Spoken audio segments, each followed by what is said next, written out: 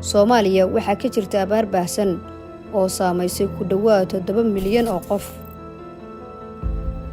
Abaarta ayaa ku dhawaad 1 milyan oo qof ka barakicisay deegaanadoodii. Ku dhawaad 1 milyan iyo bar carruur ah ayay haysataa nafaqa darro iyo shuban biyood. Dadka Soomaaliyeed oo u badan xoolo dhaqato iyo beeraley ayay abaartani ka idlaysay in ka badan 17 milyan oo neef. xaaladda guud ee abaaraha ka jira dalka ayaa xog ururin ay sameeyeen guddiga abaaruhu waxa ay dowlad goboleedyada u kala saameeyeen sida tan. Jubbaland ku dhawaad 2 milyan, Koonfur Galbeed in ka badan 1 milyan iyo bar, Hirshabeelle ku dhawaad 1 milyan, Puntland in ka badan 1 milyan, Galmudug in ka badan 1 milyan, Somaliland in ku dhow 200,000, Banaadir ku dhawaad 150,000. Xukuumadda dan qaran uu hogaamiyay Ra'iisul Wasaare Xamse Cabdi Barre oo la koosatay xaaladahan adag ee abaaraha ka jira dalka ayaa isla markiiba qaaday tallaabooyin muhiim u ah la tacaalidda iyo samata bixinta dadka Soomaaliyeed ee abaartu saameysay. 17 bishii Agoosto, Golaha Wasiirada Xukuumadda Federaalka Soomaaliya ayaa isugu yimid kulan aan caadi ahayn taasi oo lagu go'aamiyay dib u howlgelinta hay'adda maareynta musiibooyinka.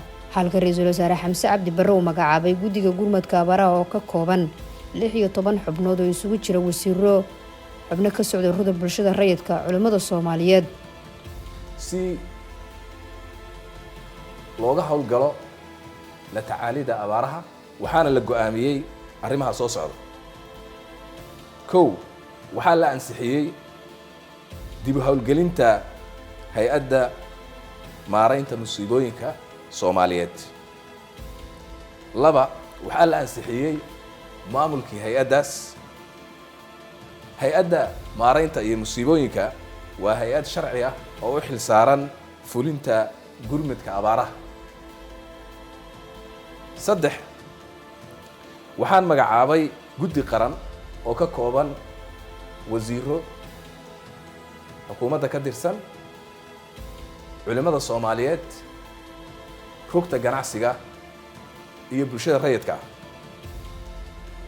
guddigaas waxay u xil saaran yihiin jihaynta iyo taabagelinta iyo taageeridda howlaha gurmadka abaaraha. 21 bishii Agoosto, Ra'iisul Wasaare ku-xigeenka Xukuumadda Federaalka Soomaaliya Saalax Axmed Jaamac ayaa kulan la qaatay maamulayaasha warbaahinta gaarka loo leeyahay oo uu kala hadlay doorka ay ka qaadan karaan howlaha gurmadka abaaraha iyo wacyigelinta bulshada Soomaaliyeed. doorka aad ka qaadan kartaan ee hogaamineed ee ku wajahan arrimaha abaaraha. dadkii Soomaaliyeed ee annana aanu madaxda u ahayn dawladda aanu hogaankeeda haynay idinna aad madax u ahaydeen oo aad warbaahinta madaxda ka ahaydeen ee ay ahayd labadeenaba inaynu adeegno naftoodii iyo maalkoodiiba halis ku jira inaynu iskaashanno oo culimada kaashanno oo ganacsatada kaashanno oo u gurmanno ayaa waajiba. 23 Agoosto waxaa loo diray deeq raashin ah oo dhan 26 tan oo cunto ah magaalooyinka Beledweyne iyo Puulo Burde.